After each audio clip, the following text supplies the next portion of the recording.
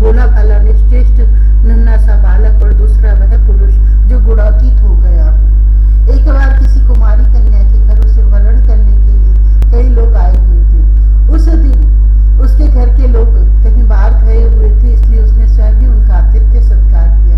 राजन उनको भोजन कराने के लिए वह घर के भीतर एकांत में धान कूटने लगे। उस समय उसकी कलाई में पड़ी शंख की चूड़ियां जोर से बज रही थी। इस शब्द को निंदित समझकर कुमारी को बड़ी लज्जा मालूम हुई और उसने एक एक करके सब चूड़ियां तोड़ डाली और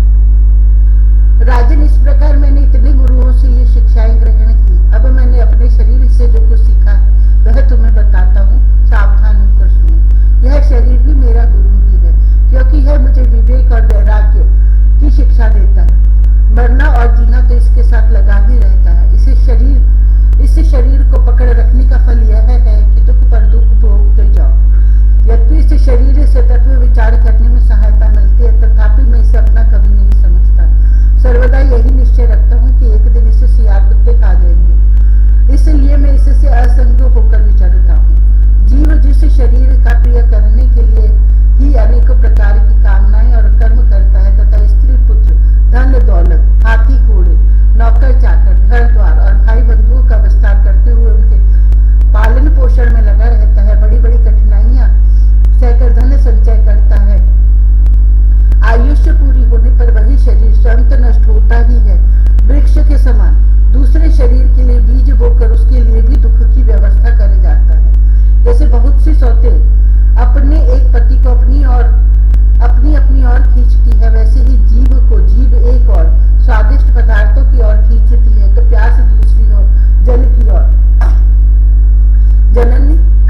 जननेंद्रिय एक और स्त्री संभोग की ओर ले जाना चाहती है तो त्वचा, पेट और कान दूसरी ओर कोमल स्पर्श, भोजन और मधुर शब्द की ओर खींचने लगती है।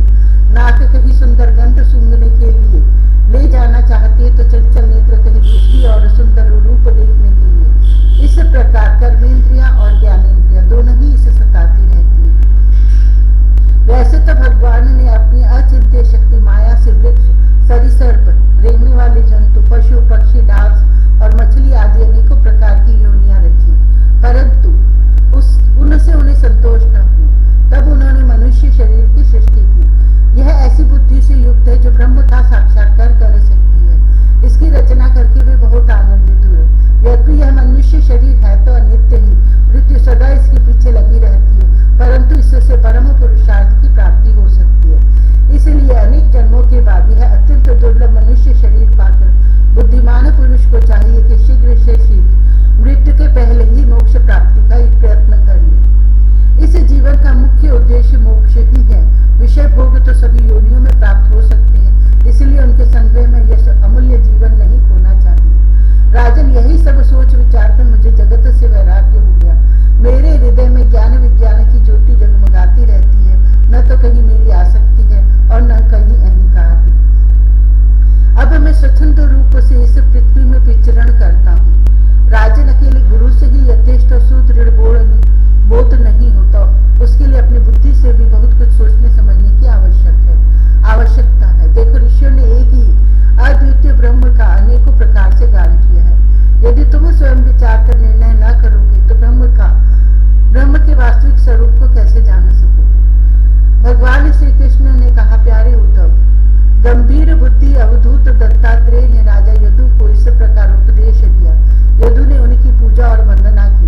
दत्तात्रेय जी उनसे अनुमति लेकर बड़ी प्रसन्नता से इच्छानुसार पधार गए। हमारे पूर्वजों के भी पूर्वज राजा यदु अवधूत दत्तात्रेय की यह बात सुनकर समस्त आसक्तियों से छुटकारा पा गए और समदर्शी हो गए। इसी प्रकार तुम्हें भी समस्त आसक्तियों का परित्याग करके समदर्शी हो जाना चाहिए। 10वां अध्याय, लौकिक तथा पारलौकिक भोगों की असारता का निरूपण। भगवान श्री कृष्ण कहते हैं, प्यारे उद्धव, साधक को चाहिए कि सब तरह से मेरी शरण में रहकर गीता, पांचरात्र आदि में मेरे द्वारा उपदिष्ट अपने धर्मों का सावधानी से पालन करे। साथ ही जहाँ तक उनसे विरोध न हो वहां तक निष्काम भाव से अपने वर्ण, आश्रम और कुल के अनुसार सदाचार का भी अनुष्ठान करे। निष्काम होने का उपाय यह है कि स्वधर्मों का पालन करने से शुद्ध हुए अपने चित्त में यह विचार करे कि जगत के विषय प्राणी शब्द, स्पर्श, रूप आदि विषयों को सत्य समझकर उनकी प्राप्ति के लिए जो प्रयत्न करते हैं उसमें उनका उद्देश्य तो यह होता है कि सुख मिले, परंतु मिलता है दुख। इसके संबंध में ऐसा विचार करना चाहिए कि स्वप्न अवस्था में और मनोरथ करते समय जागृत अवस्था में भी मनुष्य मन ही मन अनेकों प्रकार के विषयों का अनुभव करता है, परंतु उसकी वह सारी कल्पना वस्तु शून्य होने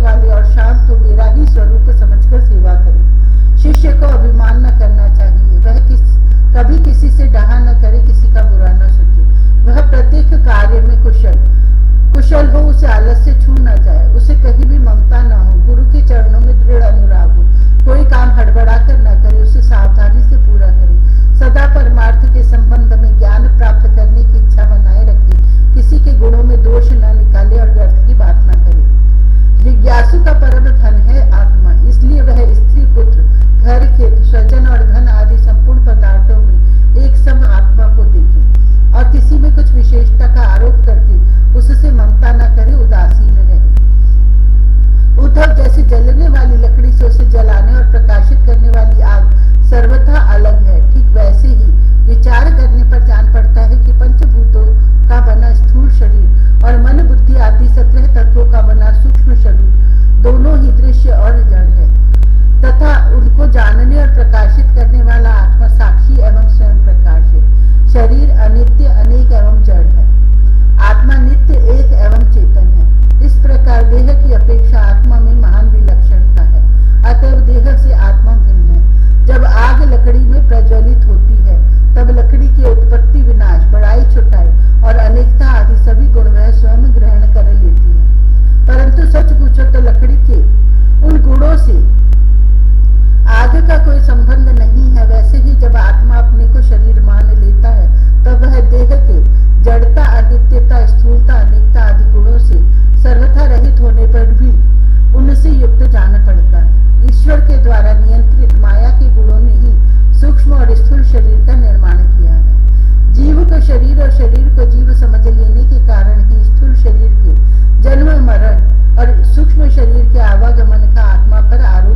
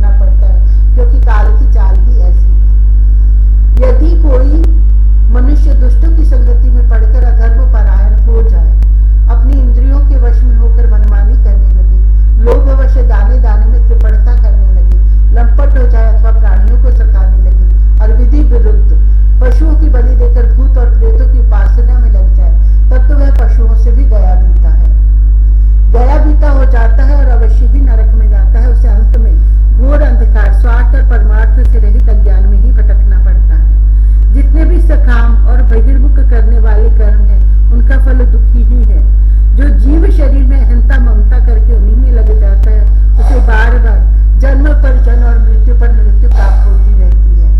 ऐसी स्थिति में मृत्यु धर्मा जीव को क्या सुख हो सकता है? सारे लोक और लोकपालों की आयु भी केवल